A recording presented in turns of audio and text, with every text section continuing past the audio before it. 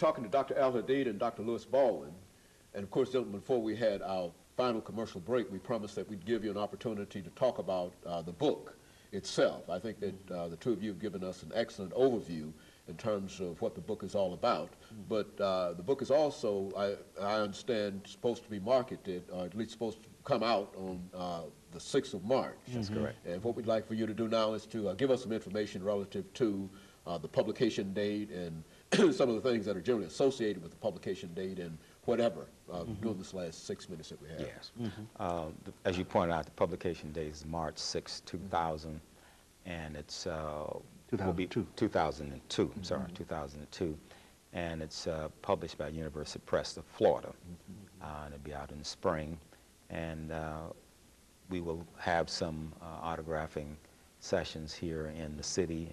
Tennessee State will have one, and of course Keebler Image Bookstore and some of the local bookstores as well as churches and mosques, because we are trying to really generate and stimulate an interfaith dialogue, and that's one of the central themes in the book. Even though we are using Dr. King and El-Shabazz as characters, the broader context is that interfaith dialogue, and the broader context also is that international approach thing. So I'd like for maybe Dr. Baldwin to take us through maybe the introduction and some of the themes that run through the book. Good.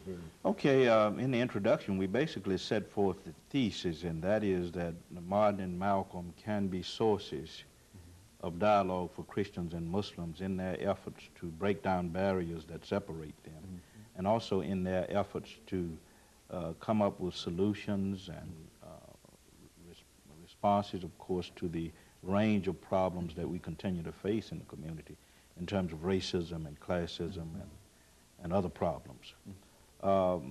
We want to try and reach as broad a readership as we possibly can, not merely people in the academic community or the academy. We want to try to reach Muslims and Christians even at the grassroots level. As you may or may not know, a lot has happened in this city over the years in terms of interfaith dialogue. Our reason for wanting to go to mosques and churches, of course, is to reach out to people in the communities so they will understand what we've read, what we've written rather, and they will be influenced by it in terms of the way they view each other, Christians and Muslims, in terms of the way they relate to each other, and perhaps they might be compelled to come up with some solutions or to work toward common goals in a unified fashion in addressing the problems that we face in the community. So that's our main concern, is to reach this broad readership. Now, in the introduction, we've set forth a thesis, and I mentioned that earlier. Chapter 1 treats Malcolm and Martin in relationship to culture. They are looked upon as cultural figures, cultural heroes in that first chapter. In chapter 2 was written by Dr. AAl-Hadid, and it deals with Malcolm X and Sunni Islam, El-Hajj Malik El-Shabazz and Sunni Islam. And it takes us through Malcolm's personal spiritual pilgrimage, which began, as you well know, in the Nation of Islam and ended with his acceptance and affirmation of Sunni Islam. Chapter 3 is a chapter that I have written on Martin, Malcolm, and religion. And we talk about the spiritual pilgrimages of both men from childhood up to the times of their deaths. And the focus, of course, in that chapter is on much of the theology that they embraced, their ideas about each other's faith, Malcolm's ideas about Christianity, Martin's ideas about Islam. And we ended that third chapter with some focus on the relevance and implications of their ideas for interfaith dialogue today. As you well know, this country is the most religiously diverse country in the world, according to recent scholarship.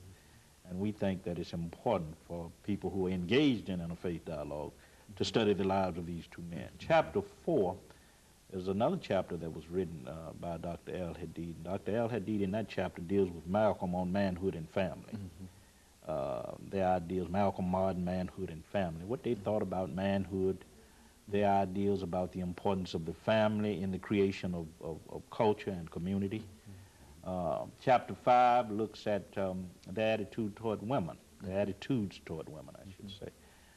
Their wives, their daughters, the way they related to women in the movement, in the freedom movement.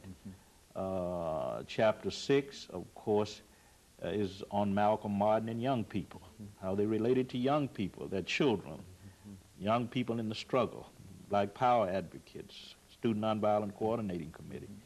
And Chapter 7 was written by Dr. AAl-Hadid, and it treats Martin and Malcolm in relationship to what he calls the Great Debate that has occurred historically, going back to people like William Whipper and Frederick Douglass and Henry Highland Garnett, up through Du Bois, Washington, on up to Martin, Malcolm debates.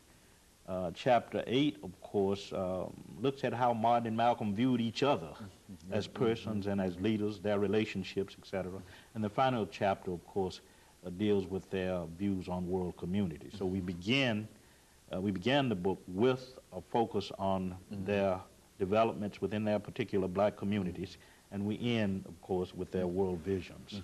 You know, one of the things that occurred to me was that both these individuals were assassinated. And we only have a minute, and we don't even have time to even raise such a question. But the next time the two of you come by after the publication of this great work, we want you to deal with the assassination of both men and to talk about it from that perspective. But I'm sure that the information that you've given us now has prepared us adequately for the forthcoming edition of this great work. And of course, we look forward to it, and we'll have you back to talk about it once it's out. And of course, let me encourage our audience to tune in again next week for another informative edition of Comments. Thank you, and good morning.